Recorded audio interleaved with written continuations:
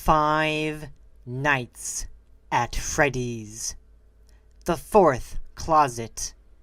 Chapter 11. As they drove through the ghost town, Charlie could feel John's eyes on her. She had not spoken since they got in the car, and she was beginning to dread the moment she would have to speak again. John made a sharp turn, jostling the car, and she jerked forward in her seat, pressing into the seatbelt. "Sorry," John said sheepishly. Charlie eased back again. "It's fine," she said, with a small smile. "I know this might be a strange time to ask, but where is my car? I'm afraid your doppelganger has your car." He eyed her nervously, and she forced a crooked smile and nodded. "What would that police report look like, I wonder?" she said lightly, and John grinned. John slowed to a stop, his expression fading. "This is it," he said quietly. Charlie opened her door and got out. They were at the bottom of a hill. John had stopped beside a narrow archway with a small metal star at its crest. At the top of the hill was a small house. "Okay, let's get this over with," Charlie said. She looked around nervously, half expecting someone to come running at them. "Let's go." As they climbed the hill, John looked several times like he wanted to say something, but did not. When they reached the front porch, Charlie put a hand on his arm. "So, she's still in there?" she asked. "Jen, I mean." He nodded.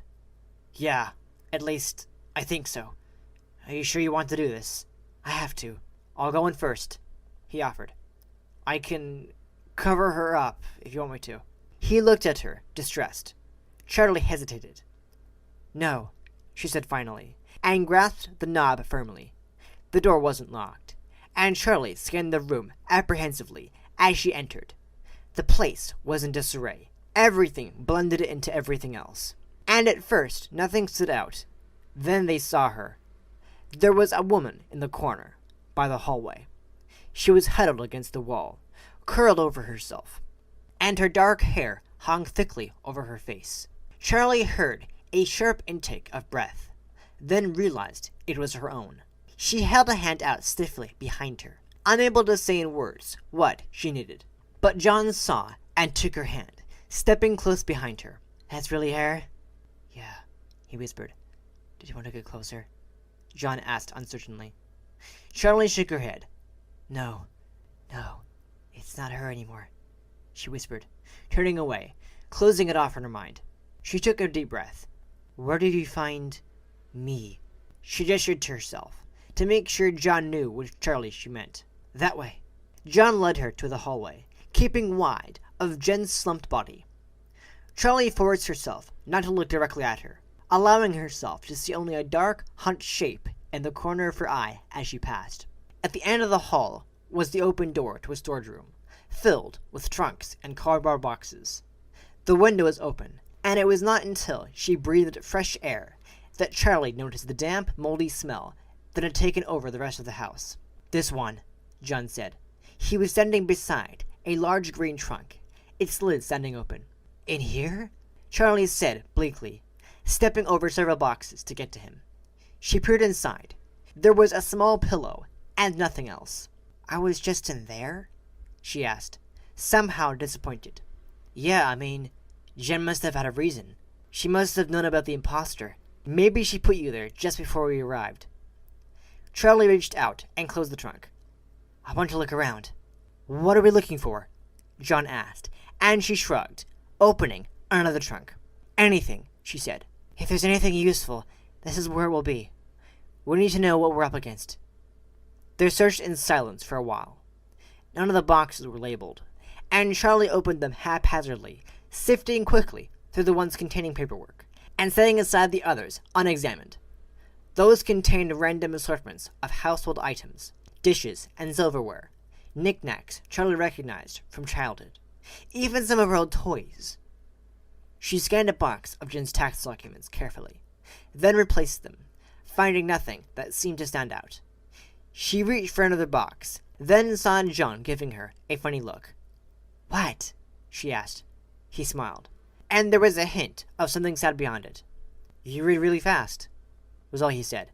"Didn't anyone ever teach you how to speed read?" she said briefly, then turned her attention elsewhere. Charlie abandoned the stack of boxes she had been going through and went to the far corner of the room. She shoved a precarious pile of neatly folded sheets and towels aside, and sat down cross-legged on the carpet. From here, she could not even see John, though she could hear him shuffling through paper and muttering to himself under his breath.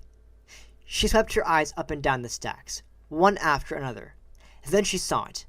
Henry, written in her aunt's careful script.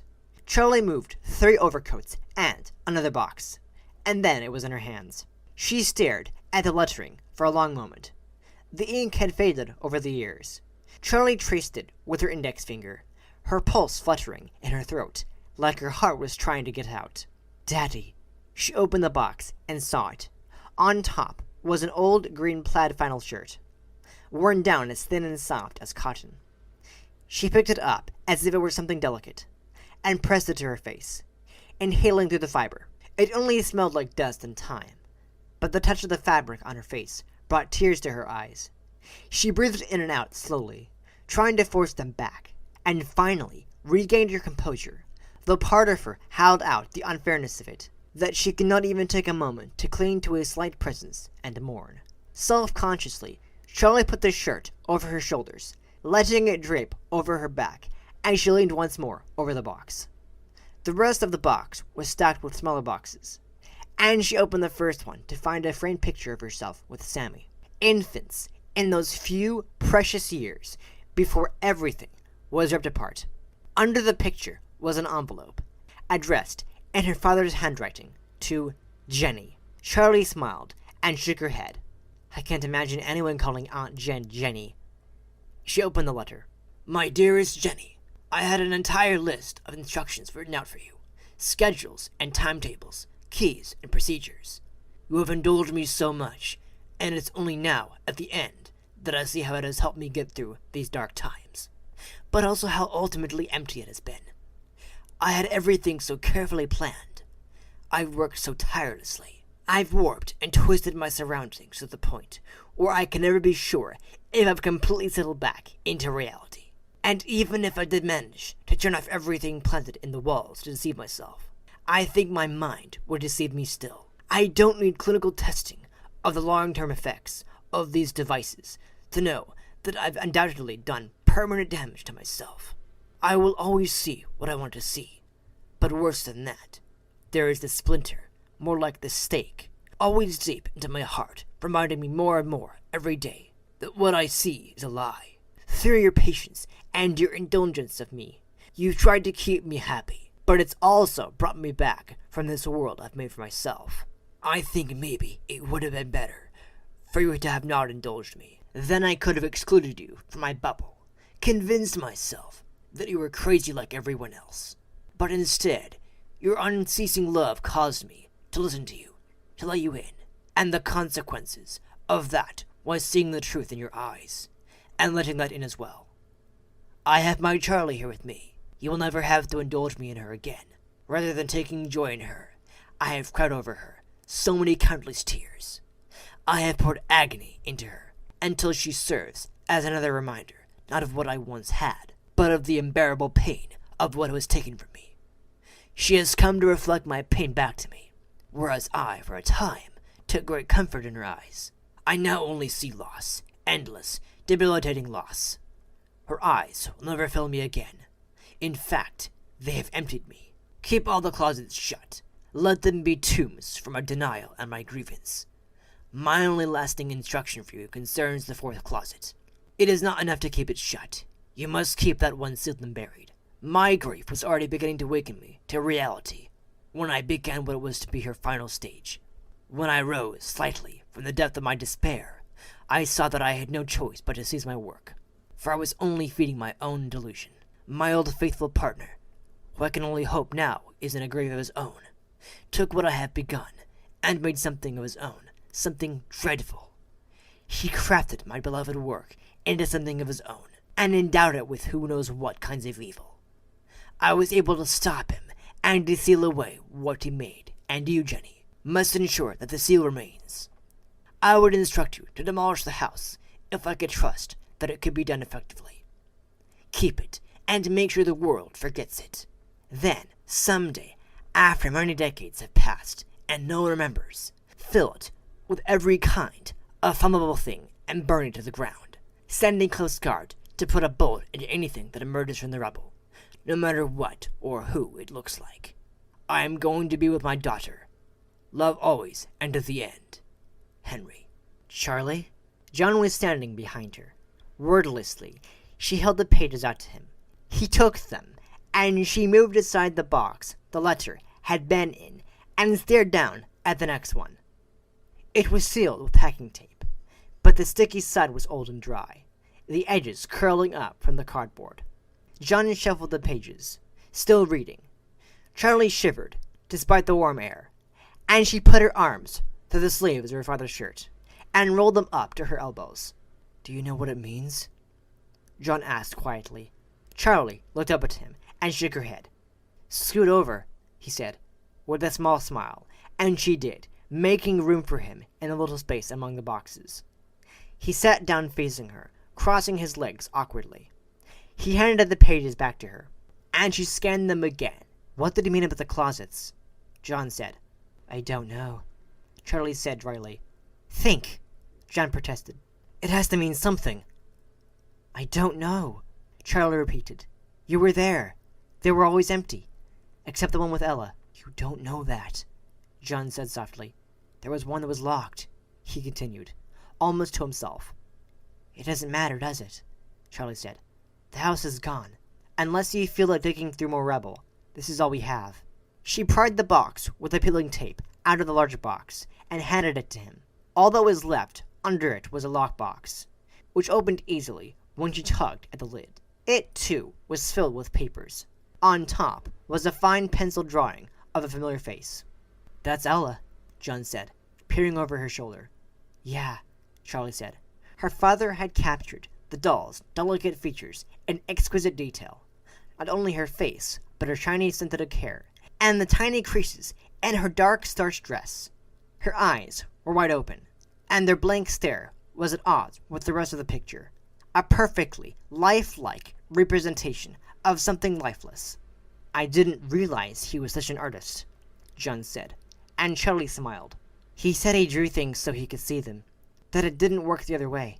She handed John the picture. Below, it was another, again of Ella, this time from the side. The next showed only Ella's face in profile. He made Ella, right? John asked, and Charlie tilted her head, considering the drawing. Charlie sorted through the rest of the pile more quickly and shook her head, confused. They're all of Ella. John picked up the remaining cardboard box and ripped the tape off with a sound like tearing cloth. It stuck to his fingers as he balled it up, and from the corner of her eye, Charlie saw him struggling to dislodge it. She paged through the drawings again. Look at the notes. She handed him the first drawing they had looked at, growing impatient as he peered at her father's meticulous but tiny handwriting. He read it out slowly. Height, 81 centimeters. Head circumference. He looked up. It's just measurements. Charlie handed him another drawing. Looks the same to me, John said, then flicked his eyes to the notions. Height, 118 centimeters. John tilted the page as though he might be reading it wrong. This one says 164.5, Charlie said, holding up another, seemingly identical picture. I don't understand, she said, setting the page in her lap. Did he make another Ella? She traced a finger along the line of Ella's hair, smudging the pencil mark. Then a thought struck her. I wonder if he was trying to make it up to me, she said. What do you mean? If he was trying to give me a companion, a friend, because of what happened. She met John's eyes, unable to say what she really meant. You mean Sammy? Because you lost your twin, he wanted to give you a doll that would, what, grow up with you? John said incredulously, and she nodded, relieved that he had made sense of her half-spoken words. Maybe, Charlie said softly. His eyes were pinched with worry, and he looked away, studying the drawings in his hands again. It doesn't really make sense, though, does it?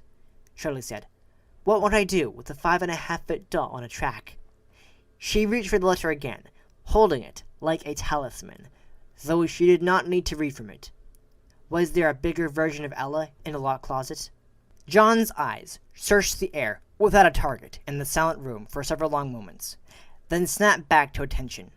Charlie was quietly looking down at her own hand, slowly curling her fingers, then uncurling them.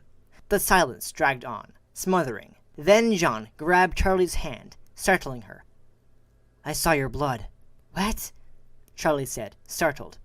"I saw your blood that night. You bled. I don't think Ella bleeds, do you?" The statement was absurd, but John was watching her uneasily, as if he expected a response.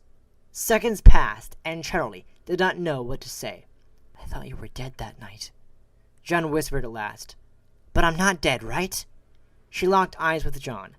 "I'm alive, right?" She took his hands, and he grasped hers tightly. He covered her hand in both his own, and she gave him a puzzled smile. "John?" she repeated nervously, and his jaw tightened.